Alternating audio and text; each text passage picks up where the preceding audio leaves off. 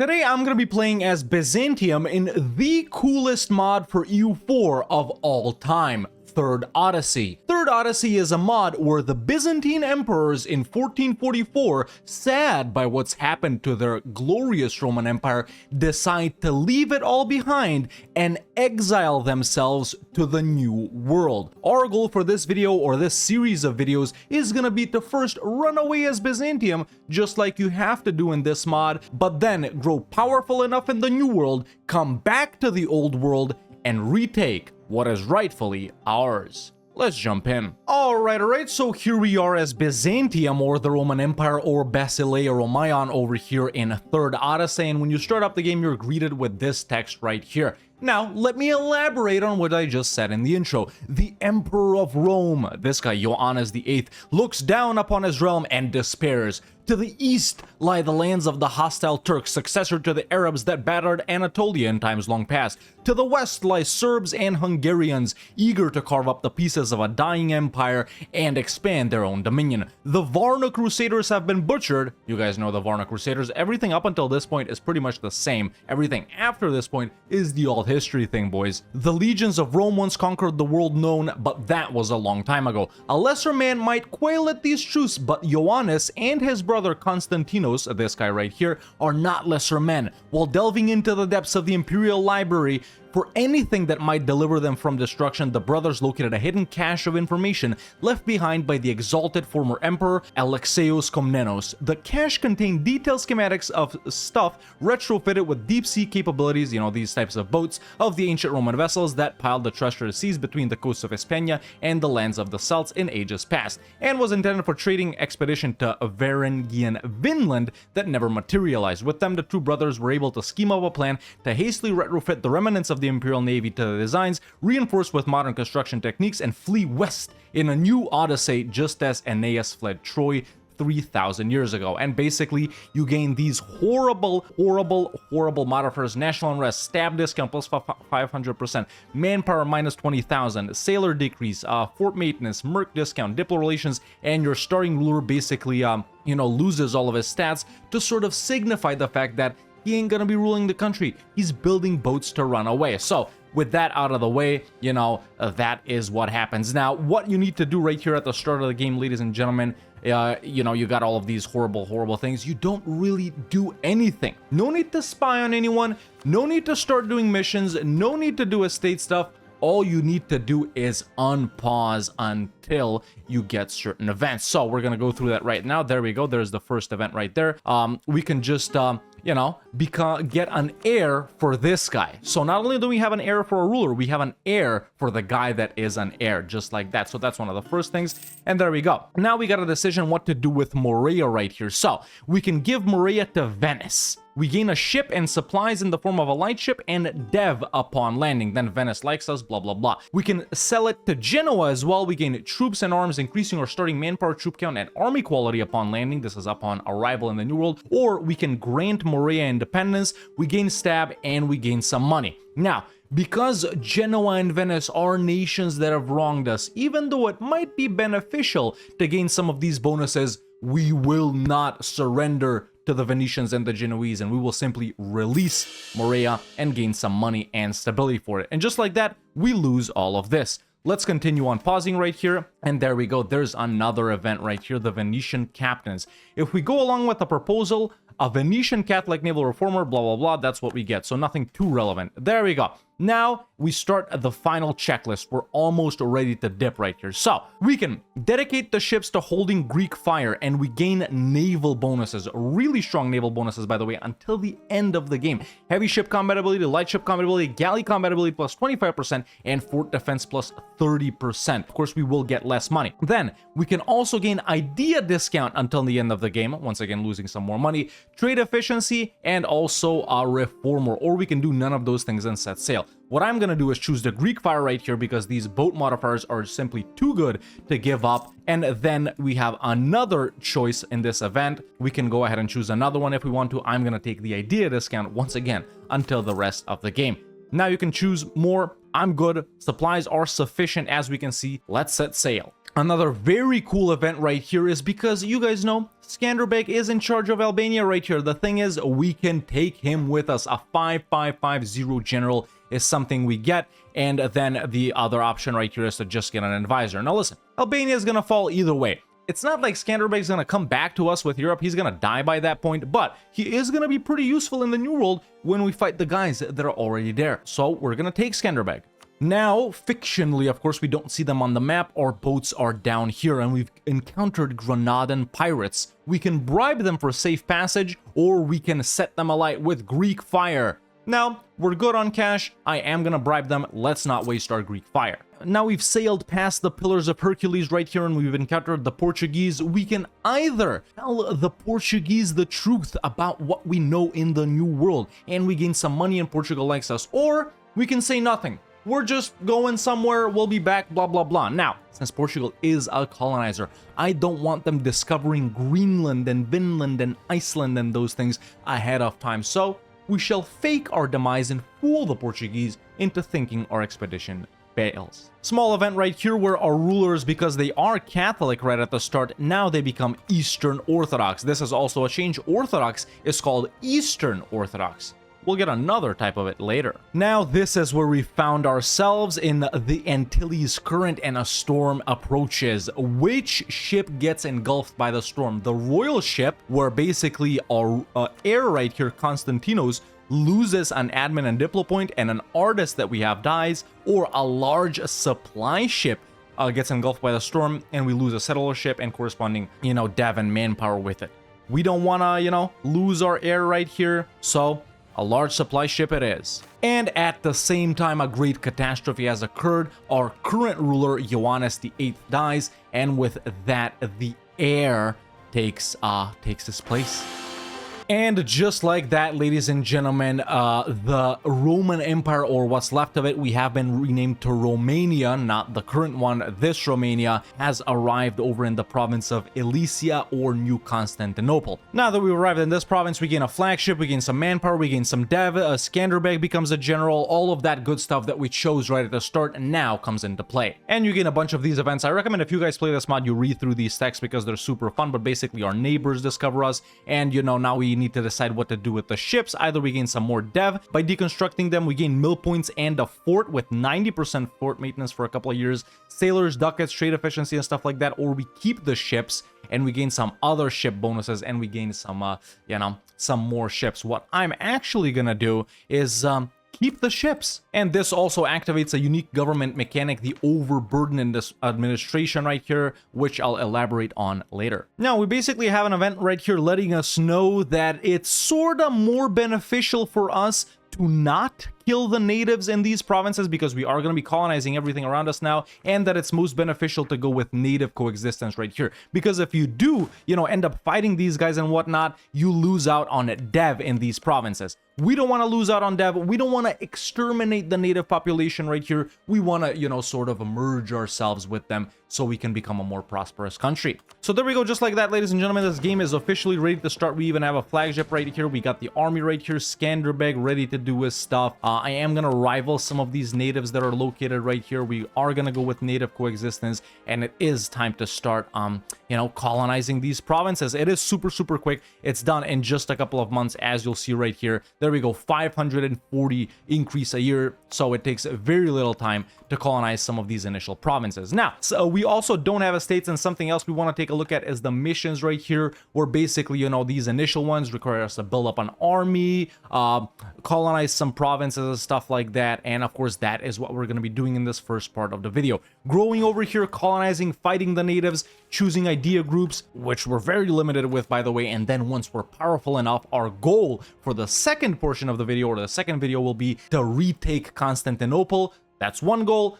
Fight the Ottomans and defeat them to get revenge, and fight Venice as well and humiliate them, because in my opinion, it's their fault too. And there we go. While we're colonizing and while we're building up our army, we also get the clergy estate back, and of course we will be giving them privileges right away, the clericoi, so I'm definitely going to give them religious state, clerical advisory council, religious diplomats, even though we don't have any friends, and clerical education too. Later on, of course, other conversion modifiers will help us as well. And there we go, just like that, our first colonized province is done. New Alexandria right here. We can rename it to that, whatever it is right there. Now it's just time to continue colonizing these provinces around us. We also gain some nice events to gain stuff in our capital. We can pay money for the church, lose prestige and patriarch authority or whatnot, not gain the church. They can fund it themselves though. Now we've also gained an option right here, deal with the Powhatan. Basically we can make them friendly and tell them to move out of the province that they're in, but they do gain our technology, so we can make them advance, or we can choose to not do anything with this and just regularly fight them. Of course, make no mistake, we still have absolutely horrible modifiers that are active right here, which make us super weak, man. Look at all of these horrible things right here. To remove them, well, it's gonna take a while. Now here we got another event saying this sort of new type of Orthodox religion could possibly pop out. We gain these negative modifiers right here along with admin points a month, and basically we gotta see where we go from here. Now, at this point, we have received news of visitors in the north, and it seems we are not the first old world people to arrive in the new world. We also have Markland right here, which is a Norse culture nation, Vinlandic culture by the way, and we have Helluland right here, which are of course sworn enemies with each other, another Norse culture Vinlandic nation right here. So we can actually, you know, since they came to us, we can go ahead and make a deal for exotic goods. We ally Markland and basically choose to go against Helluland. We can ally Helluland and choose to go against Markland. These are the bonuses we get, basically yearly prestige and ship discounts, or we can not choose sides right here, and I think that is exactly what we're gonna do. We don't want to bring any of the old world shenanigans that cost us our nation by allying one guy and having to go against the other. We're isolationist now. Now that we've colonized 3 provinces right here, and I've sent a colonist to this one, we can take the mission Taming the Land, which gives us some dev in our capital, and it gives us a trade good. We did not have a trade good until now, and also we gain another estate right here, which is, well, you guys are gonna see it right now. It is the nobles, the Dina Toy right here.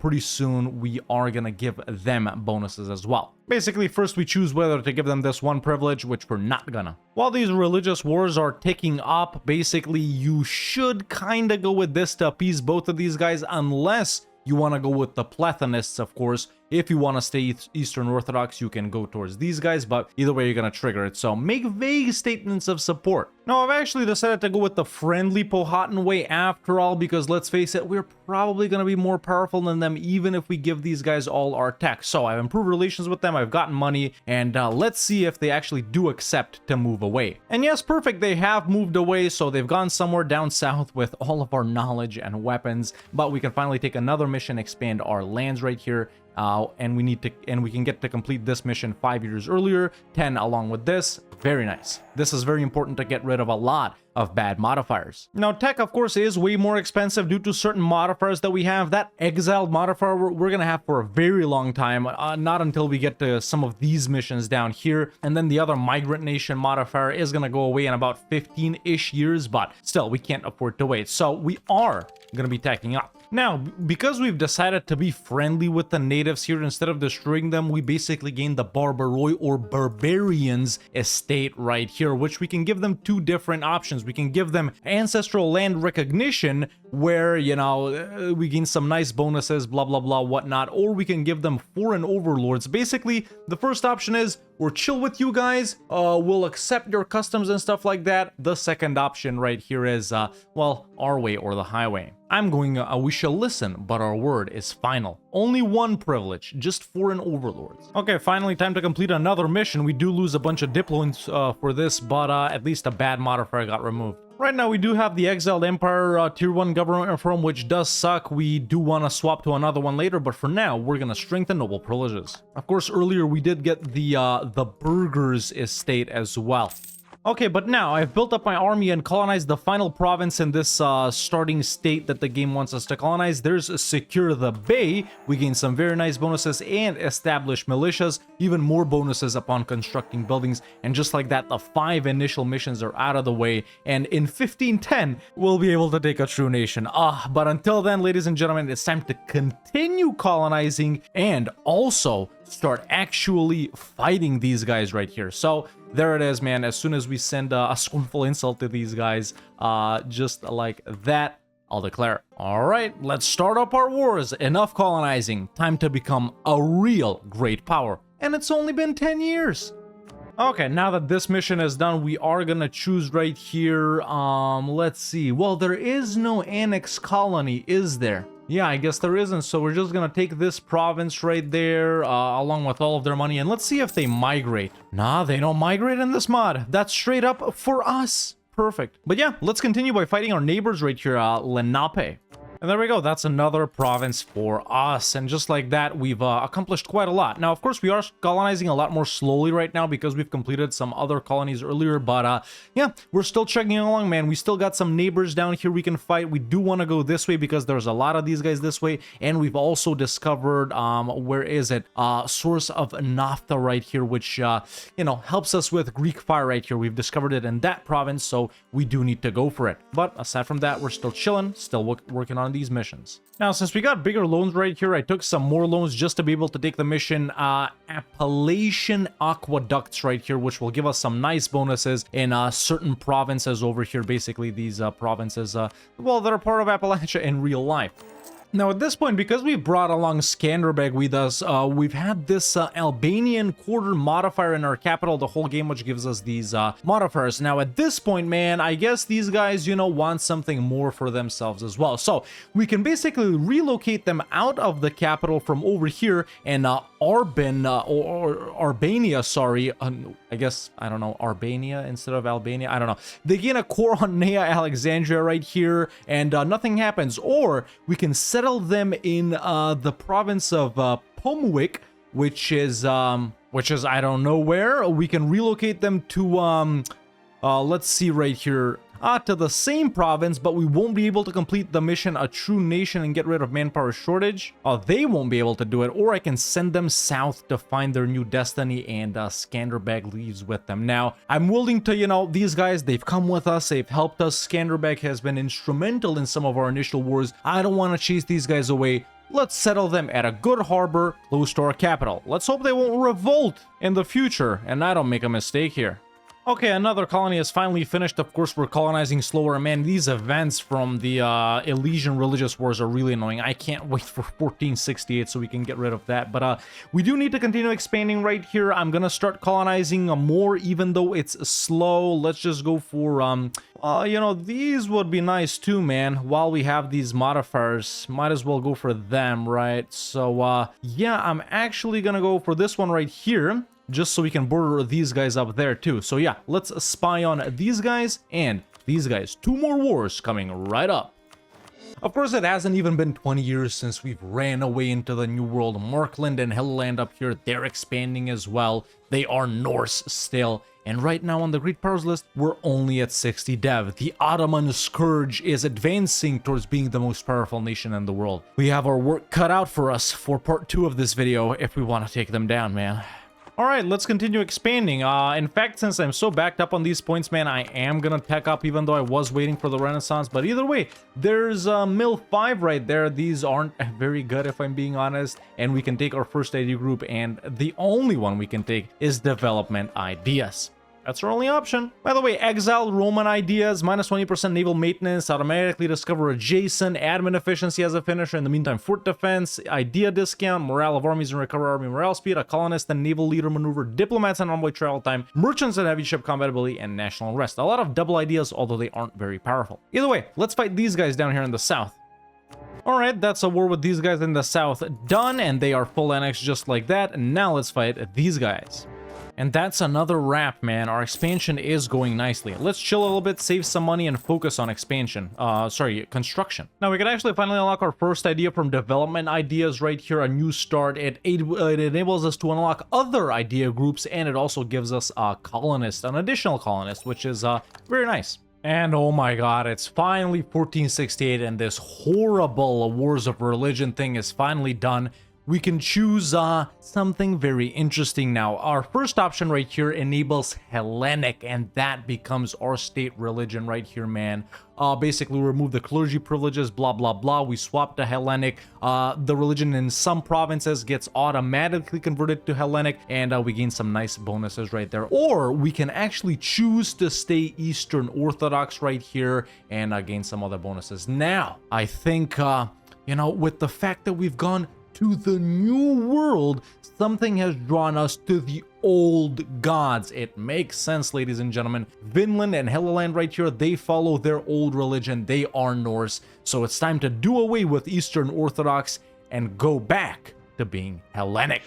Now, of course, we get the Hellenic version of the clergy right here. We're just going to go ahead and give them the same modifiers along with the missionary strength ones right here because, well, we need to convert. And Hellenic is actually pretty nice with what we're doing right here, an additional idea discount, and we got some deities right here. Now we can go for the missionary strength guy to convert quicker. We do have a bunch of provinces right here that we want to convert, man, although it is pretty tough to do these Eastern Orthodox ones, at least for now, especially since we're tolerant towards them. So right now, I'm just gonna go with where is it right here? The global settler increase one for now, while we're still colonizing. And I'm just gonna start converting these totemist ones. And by the way, we are going to be keeping development ideas right here, man, because as you guys can read while I'm hovering over this and talking, we do gain some really nice bonuses for what we want to do right now. So it's not a pick it and get rid of it and do the regular ones. You definitely do want to stay with it. Now that we finally have 14 provinces, we can take the mission Roman Diplomacy right here, which gives us mercenary companies finally, and we can finally humiliate rivals, not that we needed to do it. And of course, most importantly, it enables us to complete this very important mission, once again, 5 years earlier. Now we're working on these missions where we basically need to build forts and other buildings. Tier 3 government reform time. Here we're gonna go with centralized monarchical bureaucracy. Jesus Christ, the Renaissance has finally spread. It was spreading super quickly due to the books of knowledge that we took from us, that we took with us from the old world. I'm actually gonna get out the loans right here to immediately embrace it. Okay, that was actually really important. Meanwhile, we have had some wars up north, and Helluland right here seems to have full annexed the other guys, as far as I can tell. So yeah, what does that mean for us, man? We can either start a new deal with them for ship discount and trade power, or there shall be no deal. There shall be no deal, man. And by them eating up the other guy, Vinland has officially formed, ladies and gentlemen, and we are, well, pretty close to them being rival to us. Now, we just had an event where this one guy wanted to go exploring. I let him, and what has happened is he has founded the country of New Sparta, Spartacon. There it is down there, another Greek cultured Hellenic nation over in the New World, just because I let him. I shouldn't have. So we can either sign a document preventing us from directly interfering with their policies for 50 years. Basically, we can't fight them or anything like that or get involved with their stuff, or we can start playing as Spartacon ourselves. Of course, we're not. We're going to be staying as the Roman Empire or their heirs.